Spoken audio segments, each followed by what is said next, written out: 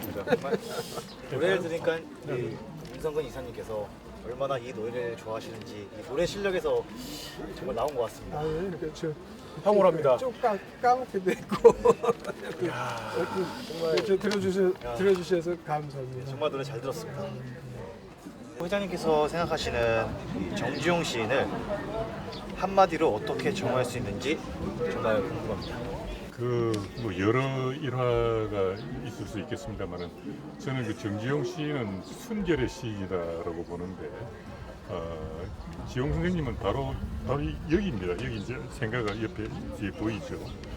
일에게서 10대 때 그 이제 중매로 결혼을 하게 됩니다. 그때는 다 좀 10대 때 결혼을 하죠. 그런데 그 당시에 이 지식인들, 그러니까 뭐 동경 유학을 하고 왔다라든가 이런 지식인들은 첫 결혼은 이제 부모들 중매로 어려서 10대 때 이렇게 하는데 유감스럽게 그 뒤에 그 부인을 버리는 경우가 참 많았어요. 그래서 이른바 그 이제 지식인 신여성들하고 재혼을 하는 그런 경우가 막 유행처럼 있었습니다. 그랬는데 정지용 선생은 평생 한눈을 팔지 않았습니다. 여기에서 어려서 부모님이 맺어준 그 부인과 평생 함께 살았죠. 그런 점에서 정지용 시인은 그의 시 정신은 그야말로 참 첨단의 어떤 정신, 서구시를 그야말로 능가할 수 있는 그런 탁월한 시를 쓰신 분이지만은 그의 삶 그리고 그의 인생은 그야말로 순결했다 이렇게 저는 보고 싶습니다. 정지용 시인만의 특징이 있다면 어떤 점이 있을까요? 정지용 선생은 우선 시어 자체가 그 당시의 어떤 그 틀을 벗어난 분이죠. 그러니까 그분이 쓰신 작품들은 방금 우리 임종근 선생이 향수를 노래했습니다마는 얼마나 아름답습니까? 예. 그리고 그 향수가 이어른이 25살 때 쓴 시예요. 1927년에 쓴 시인데 동지사 대학 유학 때 쓴 거고 이분이 그 이제 일본에서 이제 고향을 그리워하면서 쓴 시인데 영문과를 다녔거든요. 도지사 영문과를 다녔는데 거기에서 그 영문학의 영향이 이 시에서 나타납니다. 롱펠로우의 그 함부로 쏜 화살이라는 시가 있거든요. 그런 데서 이제 그 영감을 받은 듯한 그런 것이 함부로 쏜 화살을 찾으러 불꽃 이슬을 함처럼 지적시던 곳 이런 것들을 보면은 역시 그 영미시의 영향을 많이 받으셨다라는 것을 느낄 수가 있습니다. 그래서 그런 아주 시대를 앞서가는 그리고 그야말로 현대 한국으로 시를 쓴 최초의 시인이라고 얘기를 할 수가 있겠습니다. 다음 질문은요. 이제 많은 사람들이 굉장히 궁금해하는 질문입니다. 정지용 시인의 풀리지 않는 그 사망 의혹이 있다고 들었는데 자세한 얘기 한번 들어볼 수 있을까요? 유족들이 전하는 사망은 이렇습니다. 6.25 전쟁이 터지고 사흘 만에 수도 서울이 적치하로 들어갑니다. 정지용 선생은 그때 녹번동에 살고 계셨는데 녹번리에 살고 계셨는데 피난을 못 가셨어요. 그래서 이제 적치하가 수도에 들어가고 나서 둘째 아들이 행방불명이 됐어요. 그래서 아들을 찾느라고 막 헤매 다니다가 이렇게 더울 때입니다. 지용 선생님은 나신 달도 5월이고 6.25가 이제 터지고 나서 6월에 그 아들을 찾으러 다니고 그랬으니까 이제 굉장히 더울 때였죠. 그래서 못 찾고 집에 돌아와서 그야말로 이 뭐 여름 옷을 입고 냉수 한 잔 마시고 앉아 있는데 휘문 제자가 웬 그 청년들하고 같이 집으로 들어왔대요. 들어와서 선생님 저희하고 좀 함께 가셔야겠습니다 라고 그랬다는 거죠. 근데 그러니까 제자가 서 있으니까 너 예사로 생각하고 내가 그냥 갔다 올게 하고 나가신 것이 가족이 본 선생의 마지막 모습입니다. 그 뒤에 선생의 이제 행적이 밝혀졌는데 본 사람들이 해가지고 그때도 녹본동 집에서 그 제자와 그 청년들에 의해서 끌려간 곳이 어디였느냐? 서대문 형무소였다는 것이요.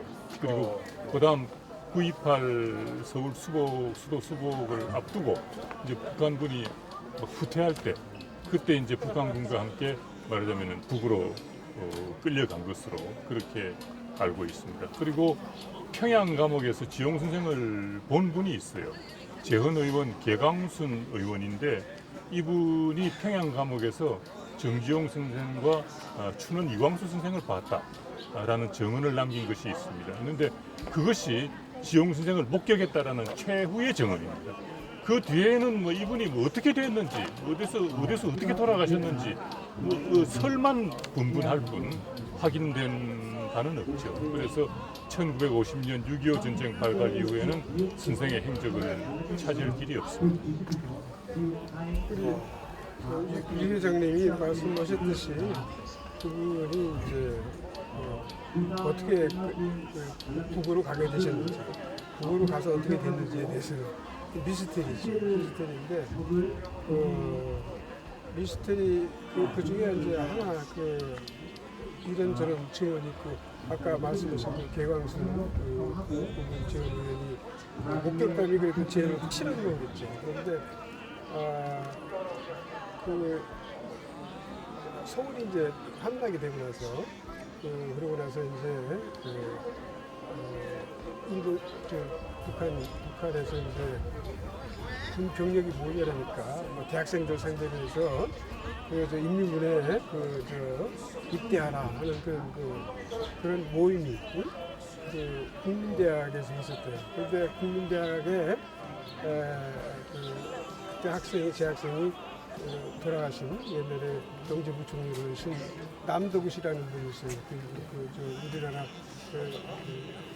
경제 아주 상당히 태두시고 분이신데 그분이 그때 학생으로서 국민대학에서 인민군이 주최하는 그런 모병 본인 집회에 이제 참석을 했는데 그 자리에 정지용 시인이 오셨더라는 거예요. 오셔가지고 지금 이게 지금 대한민국이 분단된 조국이 통일될 수 있는 기회인 것 같으니까 가급적이면 응모하는데 인민군에 모병에 응하라 하는 그런 취지로 연설을 하셨다는 거예요. 그 얘기를 남동우 선생이 이제 돌아가신 지 그분도 돌아가신 지 오래됐는데 자기 회고록에다가 그런 내용을 썼어요. 근데 그것도 하나도 상당히 의미가 있는 그 양반이 거짓말을 그건 아니고 자기가 다니던 학교에서 자기가 직접 목격했기 때문에 그래서 이분이 어쨌든 그 시절에는 이 사회주의 사상을 갖지 않으면 지식인 행세를 못하는 그런 시대였어요. 우리나라 뭐 일제 시대 때는 물론이고 뭐 해방 전국 해방 후에 6.25 전쟁까지 한 5년 동안에도 마찬가지 그런 시대상이 그랬어요. 그렇기 때문에 이분이 끌려갔다든지 하는 것보다는 자진해서 가셨을 가능성이 저는 좀 있다, 상당히 있다. 그렇게 저는 남도구 씨의 회고록을 통해서 그런 생각을 저도 잘 몰랐었는데 그런 생각을 지금 하고 있습니다. 그런 사유 등 때문에 지용 선생이 한국 현대문학사에서 완전히 사라졌거든요. 그런 이름이었는데 아까 제가 말씀드렸던 그 둘째 아들이 그 뒤에 나타납니다. 둘째 아들이 그 뒤에 어떻게 됐느냐? 북한군을 따라서 북으로 넘어갔어요. 넘어가가지고 첫째 아들하고 딸들하고 부인은 남쪽에 있었습니다. 있었는데 고생을 많이 하셨죠. 그런데 남북 이산가족 찾기를 할 때 그때 북에 있는 둘째 아들이 아버지하고 형님을 만나겠다고 북한 적십자사를 통해 가지고 남쪽에 상봉 신청을 합니다. 또 남쪽에 있는 큰 아들은 아버지가 뭐 살아 계신지 돌아가셨는지 모르니까 아버지하고 동생을 찾겠다고 또 상봉 신청을 해요. 그래가지고 큰 아들과 둘째 아들이 만납니다. 남북 이산가족 만남 때. 그래 이제 그런 걸 보면은 둘째 아들은 둘째 아들대로 아버지가 어떻게 됐는지 모르고 있었고, 큰 아들은 큰 아들대로 어떻게 돼 있는지 모르고 있는 그런 아주 우리 그 분단의 비극의 아주 대표적인 그런 인물이었다고 볼 수가 있죠. 그 아까 내가 얘기한 그 남도구 시의 그 회고록 부분도 그거가 이제 그 정지용 시인이 자의적으로 한 건지 아니면 그때는 적치하니까 그쪽에서 강요를 해서 그렇게 했을지 그건 모르는 거예요. 워낙 유명한 분이니까. 저 젊은이들한테 동경의 대상이 그러니까 이분이 한마디 하는 거가 그 영향이 있겠다 싶으니까는 그렇게 했을 가능성이 있는 거죠.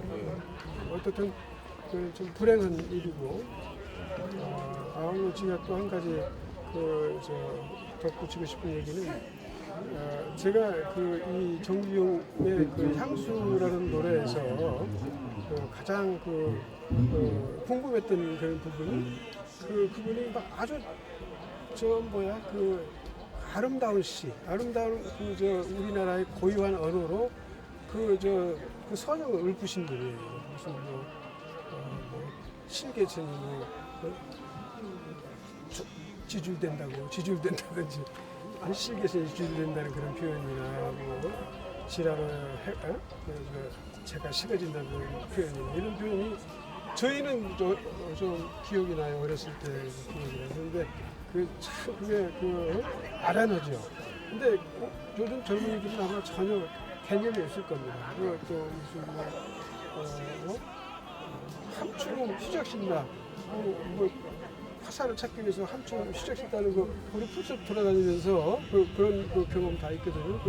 그런 거 다 이제 보는데 그렇게 그 아름다운 시어를 많이 찾아내셔가지고 시를 쓰셨는데 자기 부인에 대한 그 설명을 할 때는 매우 구체적이고 그렇게 어떻게 보면 직설적이에요.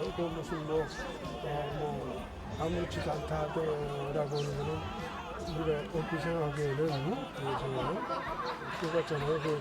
학력이 없다든지 그때는 그분이 학력이 없는 분이니까 열아자 때 결혼하신 분이 있었겠어요. 일제 전후에 1902년생들이십니다. 그러니까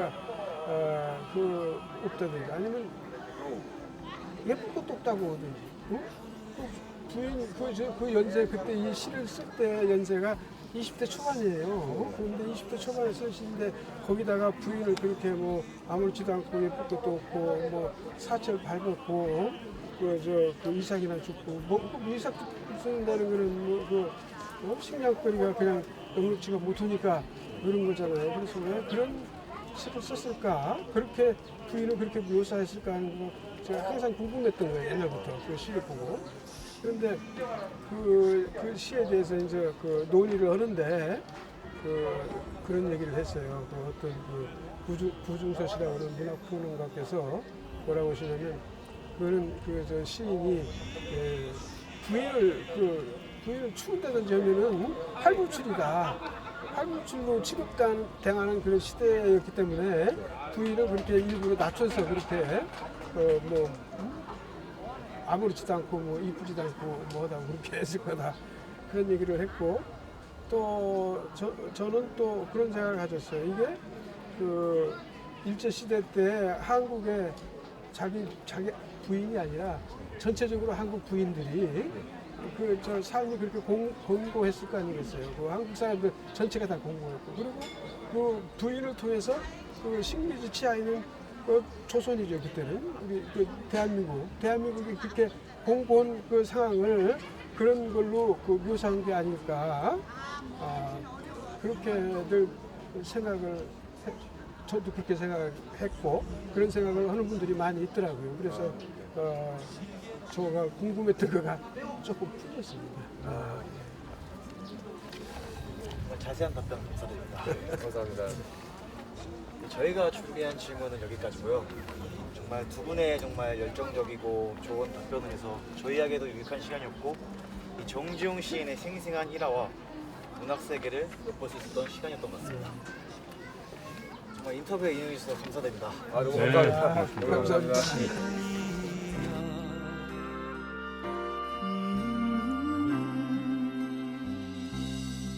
지가로에 채가 식어지면 빈 밭에 밤바람 소리.